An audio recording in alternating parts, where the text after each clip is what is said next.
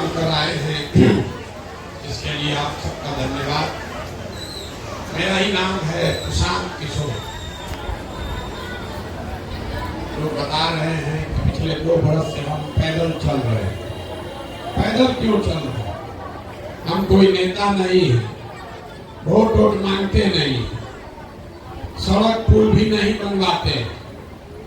यहाँ लोग बता रहे हैं पुल टूट गया, सड़क नहीं है। लोग बता रहे हैं कि सड़क टूट गया, पुल नहीं है, किसी को राशन कार्ड नहीं है, किसी को घर नहीं है। हम ये सब काम नहीं करते। हम ये बताने नहीं आए हैं कि आपका सड़क कैसे बनेगा, कि आपका राशन कार्ड कैसे बनेगा, कि रसीद कैसे कटेगा। ये अभियान हम चला रहे हैं इसलिए कि आपको चल के गांव में ये बताएं कि आपकी गरीबी कैसे खत्म होगी, गरीबी से बाहर कैसे निकलिएगा। इसीलिए हम वोट भी नहीं मांगते। वोट मांगने वाला तो हर 2-3 बरस पर कोई ना कोई आता ही है। जो आता है वो यही कहता है हमको वोट दे दीजिए, हम आएंगे तो आपका सब काम हो जाएगा। यही सुन सुन के आप 40-50 साल से वोट दिए जा रहे हैं। पहले 40 बरस कांग्रेस को वोट दिए, फिर गरीब के बेटा लालू जी को जिताए, फिर अभी 18 साल से नीतीश बाबू को कुर्सी पर आप बैठाए हैं। लेकिन आपका और आपके बच्चों का जीवन नहीं सुधर रहा। मोदी जी को भी आपने दिल्ली में बैठा कर देख लिया, आपका जीवन नहीं सुधरा। और कोई प्रशांत किशोर आए हैं, हम पर भरोसा करके हमारा बात सुन के हमको वोट दे दीजिएगा, तो इसका क्या गारंटी है कि जीतने के बाद हम नहीं धोखा करेंगे। वोट से पहले तो सब बढ़िया बतियाता है, वोट के बाद आपको कोई नहीं पूछता। इसीलिए ये वोट मांगने का अभियान नहीं है। आपको अभी आधे घंटे में, आधा घंटा में आपको बताएंगे कि क्या करने से आप अपने गरीबी से बाहर निकल सकते हैं। वोट जिसको मन है उसको दीजिए, उससे हमको मतलब नहीं है। लेकिन जो रास्ता बताएंगे वैसे वोट दीजिएगा। तो वोट लालू को दीजिए कि नीतीश को दीजिए कि मोदी को दीजिए, और कुछ हो चाहे नहीं, आने वाले 2-3 साल में आपके बच्चों के लिए पढ़ाई और रोजगार का व्यवस्था निश्चित तौर पर हो जाएगा। और अगर न हो तो प्रशांत किशोर का गला पकड़ लीजिएगा। तो जिसको जिसको ये रास्ता सीखना है उसको अगले 15-20 मिनट ध्यान से बात को सुनना और समझना है। अच्छा लगे तो इसको अपनाइएगा, और न अच्छा लगे तो जैसे जिंदगी चल रहा है वैसे चलाइए। कभी विधायक को गरियाइए, कभी मुखिया को गरियाइए, उससे कुछ होगा नहीं। देखिए दुनिया में जितने विद्वान लोग हैं उन्होंने बताया कि गरीबी से निकलने का 3 गो रास्ता है। गरीबी से निकलने का 3 ही रास्ता है। पहला रास्ता है पढ़ाई।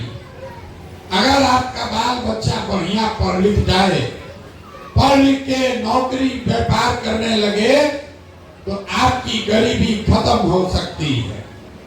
दूसरा रास्ता है जमीन। अगर आप पढ़े लिखे नहीं हैं, आपके पास जमीन हो, तो खेती किसानी करके भी आदमी बड़ा बन सकता है, जीवन चला सकता है। जिसके पास दोनों चीज नहीं है, तीसरा रास्ता है पैसा, पूंजी। अगर आप पढ़े लिखे नहीं हैं, आपके पास जमीन भी नहीं है, लेकिन अगर पैसा पूंजी हो जाए, कोई आपको कर्ज भी दे दे, तो कोई ना कोई रोजी रोजगार दुकान व्यापार करके भी आप अपना जीवन चला सकते हैं। यही 3 गो रास्ता है, नौकरी, खेती या व्यापार। नौकरी चाहिए तो उसके लिए बढ़िया पढ़ाई होना चाहिए, खेती करना है तो उसके लिए जमीन होना चाहिए, और रोजी रोजगार व्यापार करना है तो उसके लिए पैसा पूंजी होना चाहिए। यहाँ आप ध्यान से देखिए, जितना लोग आप आए हैं, आपके गांव पंचायत में जितना लोग रहता है, इसमें ज्यादातर आदमी के पास ये तीनों में तीनों चीज नहीं है। जो यहाँ गरीब है उसके बच्चों के पास पढ़ने का सुविधा ही नहीं है। गरीब का बच्चा गया स्कूल में पढ़ने, वहां पढ़ा नहीं, खिचड़ी खाया, घूरा पर दौड़ा, मैदान में खेला, घरे चला है। आप में से कुछ लोग हैं जिनके पास थोड़ा बहुत पैसा है, अपने बच्चे को आप प्राइवेट स्कूल में पढ़ा रहे हैं, कोचिंग ट्यूशन दिलवा रहे हैं, आपके बच्चे को भी नौकरी नहीं मिल रहा है। वो क्यों? वो इसलिए कि स्कूल आप भले प्राइवेट में पढ़ा दिए, कॉलेज तो उसको सरकारी में ही जाना पड़ेगा। तो बिहार में जो व्यवस्था है, इसमें स्कूल में खिचड़ी बंट रहा है, अब कॉलेज में डिग्री बंट रही है, पढ़ाई दोनों में कहीं नहीं हो रहा। तो जब आपका बच्चा पढ़ा ही नहीं, खिचड़ी खाया, खेला कूदा, बीए एमए का डिग्री लेके चला आया, तो जब आपका बच्चा पढ़ा ही नहीं, तो चाहे लालू बन जाए कि नीतीश बन जाए, मोदी बन जाए कि प्रशांत किशोर बन जाए, आपके अनपढ़ बच्चे को कोई डॉक्टर, इंजीनियर, कलेक्टर नहीं बना सकता है। उसको जीवन भर मजदूरी ही करना पड़ेगा। यहाँ ज्यादातर जो लोग हैं, इनके परिवार के बच्चों को पढ़ने का सुविधा नहीं है। अभी किशोर कुमार जी बता रहे थे कि हमारे बाबा बड़े गरीब थे, मजदूरी करते थे, बैलगाड़ी चलाते थे। हमारे बाबूजी को पढ़ाए तो पढ़ाई करके डॉक्टर बन गए बाबूजी। बाबूजी ने हमको पढ़ाया तो हमारा गरीबी खत्म। लेकिन मान लीजिए किसी वजह से आप नहीं पढ़ पाए, तो दूसरा रास्ता है जमीन का। अपने गांव में देख लीजिए, जिसके पास 10-20 बीघा जमीन है, वो गरीबी में नहीं मर रहा, उसका काम गाड़ी, घर परिवार चल रहा है। खेती करने से आपका जीवन क्यों नहीं सुधरा? यहाँ खेती करने तो सब आदमी को आता है। यही खेती करके पंजाब में, हरियाणा में लोग इतना पैसा कमा लिया कि पूरा बिहार से आदमी जा रहा है पंजाब में मजदूरी करने। अब बिहार में जो खेती कर रहा है, उसको खाने के आगे साउंड नहीं हो रहा है। ऐसा क्यों? ऐसा इसलिए कि आप जितने लोग यहाँ आए हैं, याद रखिए, 100 में 60 आदमी के पास, जो बिहार में 100 परिवार रहते हैं, 100 में 60 परिवार के पास एक धूर जमीन है ही नहीं। यहाँ सामाजिक न्याय का बात किया, समाजवाद का आंदोलन चला, लेकिन गरीब को जमीन नहीं मिला। 100 में 60 आदमी के पास जमीन है ही नहीं है, तो खेती करेगा कैसे? बच गए 40 लोग जिसके पास जमीन है, जो खेती कर रहा है। वो 40 में 35 आदमी ऐसा है जो 2 बीघा से कम का मालिक है। तो जो बिहार में खेती होती है, जो खेती करने वाले लोग हैं, ये कमाने की खेती नहीं है, ये खाने वाली खेती है। यहाँ खेती करने वाला जितना आदमी है, उसको मालूम है कि खेती करके आपके और आपके बाल बच्चे का पेट भर जाएगा। नून तेल कपड़ा साड़ी धोती का जुगाड़ है, लेकिन खेती करने वाले के घर में अगर बेटी का ब्याह लग जाए, अगर कोई बीमार पड़ जाए, तो उसको 1-2 कट्ठा जमीन बेचे बगैर उपाय नहीं है। तो आपके बच्चों के पास नौकरी, पढ़ाई, नौकरी का साधन है नहीं, जमीन खेती का उपाय है नहीं, तो एक रास्ता और बचा। अगर आपके पास पैसा होता, अगर सरकार आपको कर्ज भी दे दे कि लो भाई 1 लाख रुपया लो, तो यहाँ बैठे हुए ज्यादातर लोग कुछ न कुछ रोजी रोजगार कर लेते। कुछ नहीं करते, 4 को गाय भैंस तो पालिए लेते, कोई मुर्गा फार्म खोल लेता, कोई मिठाई का, कपड़ा का, खाद का, सीमेंट का, छड़ का दुकान कर लेता। वो आप क्यों नहीं कर पाए? वो इसलिए कि बिहार में रहने वाला जो 100 आदमी है, 100 में 80 आदमी, याद रखिए, 100 में 80 आदमी दिन में 100 रुपया भी नहीं कमाता है। दिन में 100 रुपया भी नहीं कमा रहे हैं आप।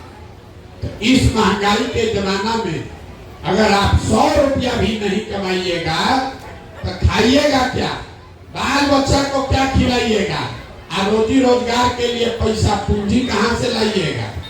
और आप बताइए, आपके बच्चों के पास पढ़ाई रोजगार का साधन है नहीं, खेती जमीन है ये नहीं है, रोजी रोजगार करने के लिए पैसा पूंजी है ये नहीं है, तो आप गरीबी से निकलिएगा कैसे। जिसको वोट देना है दे दीजिए। आपको लग रहा है कि किसको वोट दे कि गरीबी से निकल जाए। अरे मेरे भाई, सरकार चाहे सड़क बना दे, आके बिजली ला दे, आपको 4 किलो अनाज दे दे, कि कपड़ा बांट दे, कि 400 रुपया भीख दे दे, इससे आपका गरीबी नहीं खत्म होने वाला। ये तो सब काम सरकार करिए रहा है, लेकिन आपका गरीबी नहीं खत्म हो रहा। दूसरे राज्यों में गरीबी तब खत्म हुआ जब लोगों के बच्चों के पढ़ने की व्यवस्था हो गई, जब खेती से लोगों को आमदनी होने लगा, जब घर घर महिलाओं को, युवाओं को सरकार ने पैसा कर्ज मुहैया कराया कि घर घर से लोग रोजी रोजगार करें। तो ये 3 चीज होगा तभी आपका गरीबी खत्म होगा। अब आप पूछिएगा, ये भैया ये तो बढ़िया बात आप बता दिए, ये बताइए होगा कैसे, किस नेता को हम लोग चुने, किसका सरकार बनाए कि तीनों काम हो जाए।